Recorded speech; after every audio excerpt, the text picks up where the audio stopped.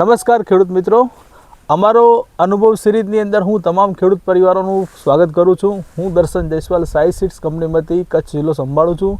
આજે આપણે દયાપર ગામની અંદર એક ખેડૂતના ખેતરે મુલાકાત માટે આપણે આવ્યા છીએ અને એમને સાઈ સીડ્સ કંપનીની સાઈ 202 દિવેલા એમને વાવેતર કરેલા છે.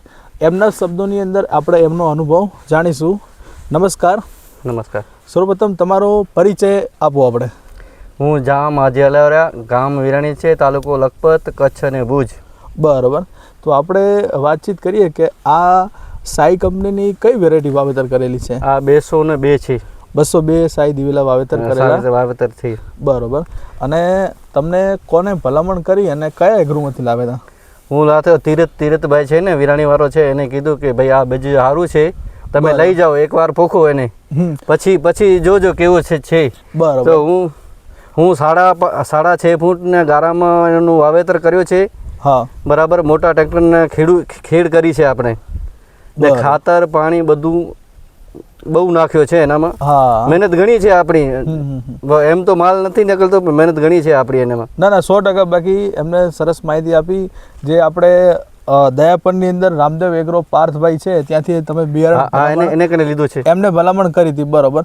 અને જે અમુક શું ખેડૂતોને દિવેલા પારખવાની ઘણી બધી અલગ અલગ રીતો હોય છે. બરાબર. જેમ કે કોઈ જગ્યા લીલા થડની વેરાયટી સુટેબલ થતી હોય, કોઈ જગ્યા લાલ થડ કે જે સુકારા સામે પ્રતિકારક હોય.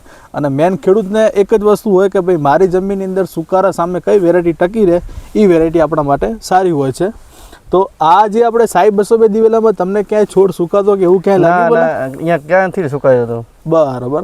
અને મેન જે ખેડૂતોને એક જ વસ્તુ હોય કે ડાળીઓ આવી જાય તો ઉત્પાદન સામે ખેડૂતને ઘટી જાય.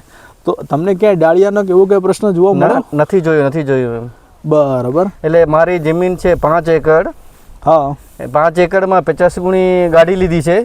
બરાબર. હવે જે માલ થશે આ માલ પડ્યો છે મારા જમીનમાં, આના ઇન્ડિયામાં પડ્યો છે જે માલ છે. બરાબર. જેટલો થાય એમ. અને કેવું તમને દિલથી એમ સંતોષકારક મળ્યો વેરાયટીથી?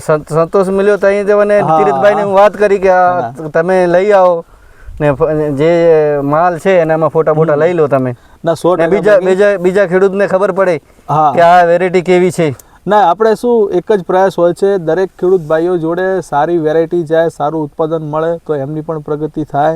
બરાબર. તો આ વેરાયટી ખરેખર ખેડૂત ભાઈઓને ભલામણ કરી શકાય આપણે? હા, તો કરી શકાય ને. એટલો માલ થાય ને એકડમાં લાખ રૂપિયાનો માલ થાય તો કરાવી શકે ને એમ તો. ના, ખૂબ સરસ માહિતી આલી. એ બદલ તમારો ધન્યવાદ, આભાર.